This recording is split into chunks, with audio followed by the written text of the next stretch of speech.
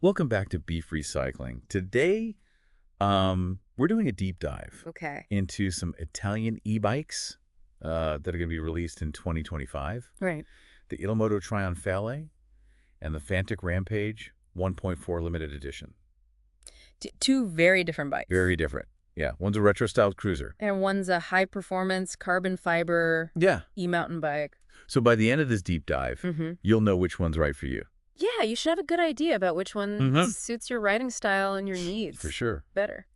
So let's start with the Italmoto. Okay. It's like a motorcycle from the 1950s, but electric. Yeah, it's got that classic motorcycle look. They've hidden the battery in the faux gas tank. Yeah. They got round gauges like a classic motorcycle. Yeah. And a nice, comfortable leather saddle. So you can just imagine like cruising down the beach. Yeah. Getting smiles and waves from everyone. Getting attention, for sure. Yeah. And what kind of rider do you think this bike is for? I think it's for someone who appreciates that vintage style. Okay. And wants to make a statement. Yeah. It's not for speed or power. It's about enjoying the ride in style. But it is interesting because they say that it's made in Italy, but then you look at some of the components like the Bafang motor. Yeah. That's Chinese. Yeah. And then the LG or Samsung battery. Yeah, that's Korean. So it's kind of like... Yeah, it highlights the complexity of global manufacturing these days. Yeah, for sure. You could argue that it's more about the design and the assembly in Italy that gives it the Italian identity. Right. So, like, I mean, it's not like they're hiding where the components come from. Yeah. It's more about the overall... Yeah, the overall feel and the design. Yeah. Okay, so let's talk about the performance. Okay. Does this retro look mean that it's all style and no substance?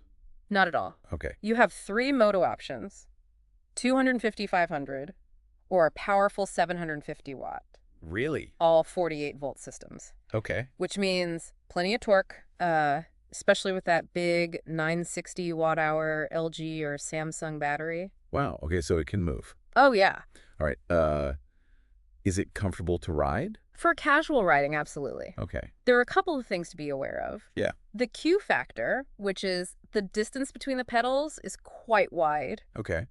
So that might feel a little odd for some riders, and it only comes in one size, which could be a problem for taller riders. Right. That makes sense. Yeah. So it seems like it's more designed for like cruising around town or the beach. Exactly. Not for serious cycling. More about enjoying the ride Okay. and the scenery. All right. Now, on the other hand, we have this Fantic. Yeah. Completely different beast. Yeah. The Fantic Rampage 1.4 limited edition is a high-end e-mountain bike. Okay. Designed for serious off-road riding. Okay. It's all about pushing the limits. All right. And the limited edition aspect adds a layer of exclusivity. Right. It signals to everyone Okay. that this is a top-of-the-line machine. So what makes it so special? What sets it apart? Well, the frame is made entirely of carbon fiber, which makes it incredibly lightweight and responsive. Okay. It also features FSA KFX carbon 29-inch wheels Okay. for added strength and agility. Okay. And then you've got the suspension, Yeah. a Fox float damper, and a suspension seat post. Right. Both designed for maximum comfort Okay. and control on even the roughest trails. It sounds like they spared no expense. They didn't. It sounds very high-end. It is. Okay. And then there's the Fantic Fidlock Ready system. What's that? Which is a really clever design. Okay. It allows you to choose between 2 water bottles or 1 bottle and a range extender. Interesting. So it gives you options depending on how far you're riding. Makes sense. All right, so let's talk about the motor. Okay. Because I know a lot of people are going to be curious about how powerful this thing is. It uses a TQ HPR50 motor, Okay. which is known for its quiet operation and natural muscle bike feel. All right, so it's not super powerful. It delivers 50 Newton meters of torque. Okay. Which is plenty for steep climbs. Okay. But it focuses on smooth, responsive assistance rather than raw power. So it's like working with you and not against you. It's designed to enhance your own pedaling power. Right. And so all these high-end components like the carbon fiber, the Fox suspension, all these things must all contribute to that feeling of precision and control. Okay. And then what else?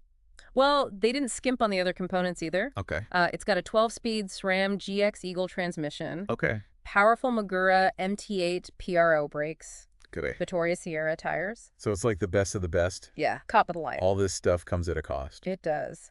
The Fantic Rampage 1.4 limited edition will set you back 5,350 euros. Wow. Yeah. That's a lot of money. It is, but for riders who demand the absolute best, in e-mountain bike technology, Right. it might be worth every penny. Yeah, for sure. For those who want to dominate the trails Right. and have the best possible riding experience. Okay, so we've got two very different Italian e-bikes here. We do. The Italmoto Trionfale, stylish cruiser, Mm-hmm. evokes a sense of nostalgia. Yeah. And the Fantic Rampage, a high-performance machine. Mm-hmm. What do you think so far?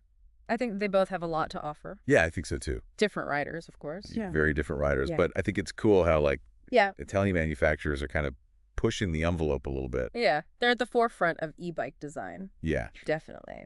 So we'll be right back to break down the key differences. Okay. And help you figure out which Italian stallion is right for you. Sounds good.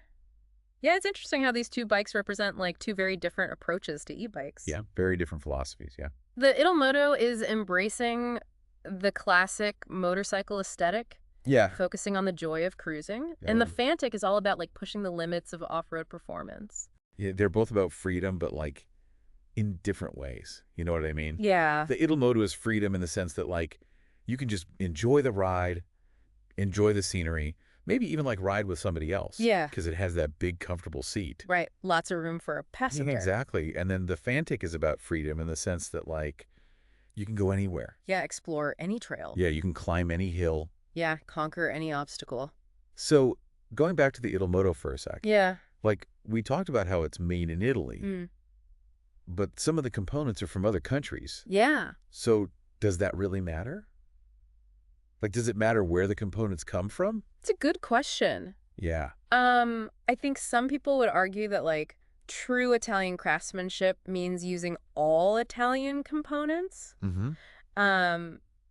But in today's world, it's almost impossible to make a complex product like an e-bike without sourcing parts from all over the globe. Right. I think for most riders, it's more about, like, Yeah. the overall feel of the bike and the quality. The quality, Does it ride well? Does it deliver on its promise? Right. Does it live up to the hype? Yeah. And so for the Italmoto, I think it does. Yeah. It's not pretending to be a high-performance machine. Right. It's embracing what it is. It knows what it is. Yeah, and it's giving people that unique riding experience. Exactly.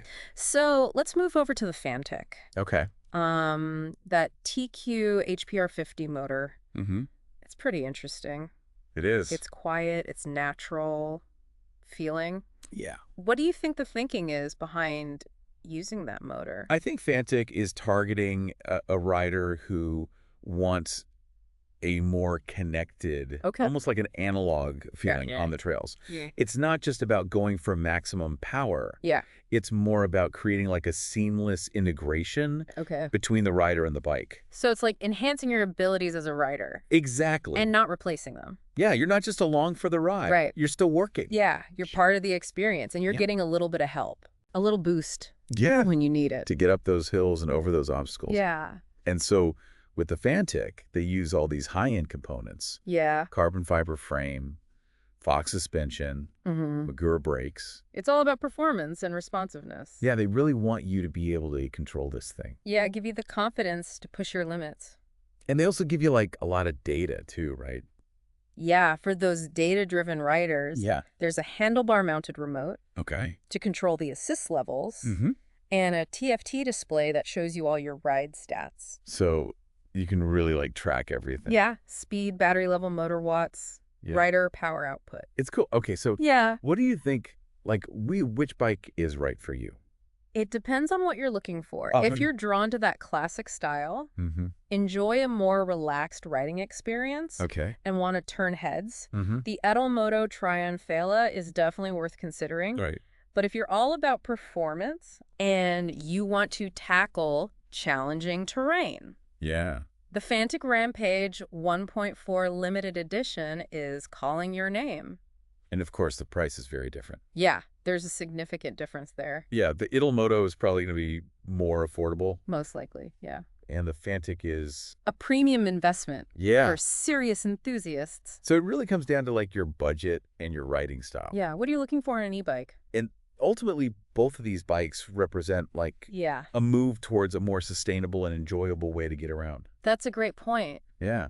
They're not just about personal enjoyment. Yeah. They're also about reducing our impact on the environment. And they show that going green Yeah. Doesn't have to be boring. Doesn't have to mean sacrificing style or performance. Yeah. You can have it all. Yeah, you can have fun and be good to the planet. Exactly. And these Italian e-bikes are a great example of that. They are. They really showcase how sustainability and innovation can go hand in hand.